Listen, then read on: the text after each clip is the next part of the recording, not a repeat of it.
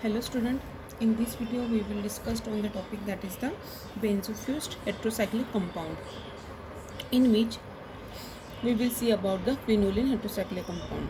Okay, quinoline is very important as per exam point of view. Generally it is asked in the examination for the 8 marks. Okay, so let's see the properties of the quinoline, synthesis of the quinoline, reactions of the quinolines, and the medicinal applications of the quinoline. So first of all, see the structure. Two benzene ring attach each other, and this is the nitrogen. Okay, in first position 1 2 3 4 5 6 7 8. Okay, this is the quinoline, as we can say that the one as an naphthalene. Okay, or benzopyridine. Now let's see the properties of the quinoline.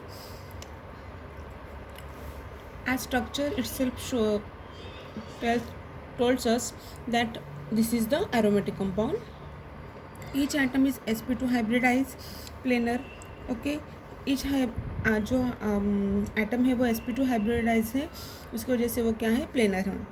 Total number of delocalise electrons are 10, 9 from 9c and 1 from n. Okay, बराबर है. Follows the Huckel's rule. This is the weak base and hydrogen bonding.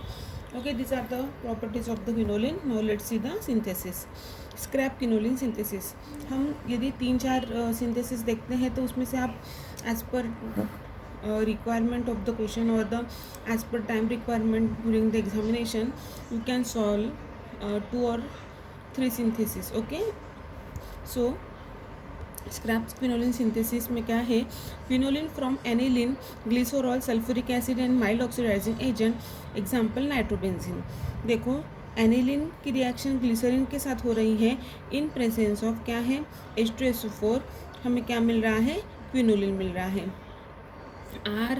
RXN is exothermic and tends to be violent, thus FeSO4 is added to make it less violent. देखो, आप RXN जो है वो exothermic reaction देती है. Amount of the heat is evolve during the reaction and so that ferrous sulphate is added in the reaction to make it less violent. Okay, this is the scrap quinoline synthesis. Okay, aniline get reacted with the glycerol in presence of H2SO4 or PHNO2, we will get the quinoline. Okay, now let's see the second synthesis, that is the Dobner-Miller synthesis. The organic reaction of the aniline with alpha beta unsaturated carbonyl compound to form a quinoline. ठीक है, जब aniline की reaction alpha beta unsaturated carbonyl compound के साथ होती है in presence of acid, हमें क्या मिलता है, क्विनोलिन मिलता है. ठीक है, this is also simple synthesis. Okay, this is the Dobner-Miller synthesis. Now let's see the Friedlander synthesis. Chemical reaction of 2 amino benzaldehyde with ketones to form the quinoline derivative. देखो, यहाँ पे केमिकल रिएक्शन किसके साथ हो रही है, 2 amino benzaldehyde की किसके साथ, कीटोन्स के साथ हो रही है इन प्रेजेंस ऑफ एसिड. तो हमें क्या मिल रहा है, क्विनोलिन मिल रहा है. ठीक है, this is the Friedlander synthesis. Okay, now let's see the reaction of the quinoline. Electrophilic aromatic substitution reaction देता है क्विनोलिन. ठीक है, तो इसमें देखो, electrophilic aromatic substitution occur at the benzene ring at position 5 and 8.